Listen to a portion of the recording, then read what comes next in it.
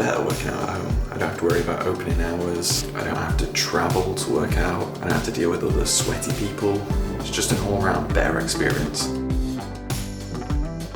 I've now officially run out of things to edit until weddings come back, apart from editing these stories. So I'm going to make the rest of this week all about education, learning and self-development. And I know I've talked about this loads already, so you're probably bored of it by now, but I really want to use this time as best I can to try and improve as a filmmaker, because I know once weddings come back, I think it's going to be constant for the next 2 years of people who've been waiting to get married. So I don't think there'll be much time for reflection.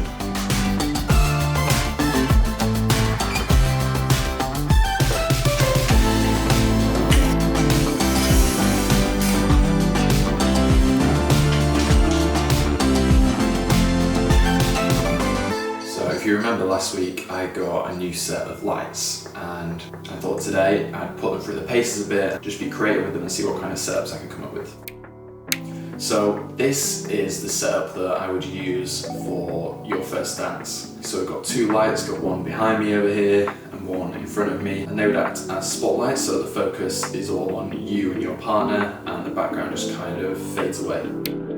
It also means that while you're dancing, I can kind of move around you and get some interesting light flares and things like that. I can even silhouette the light so that you and your partner dance in and out of the beat. So this is your typical interview setup, okay? So the interviewer will be set over there and the camera will be positioned there. And it would look like you're speaking past the camera. I don't know what I'd use this lighting for, but it looks cool. So this is dramatic interview lighting, where you place the person speaking directly in the middle of the frame and they talk directly to the camera. Then you've got this harsh light coming in that casts strong shadows on the face. That means you can only see half the face, so you feel a little bit uneasy, a little bit on edge as a viewer. So this is what you use when you've got a particularly dramatic story to tell.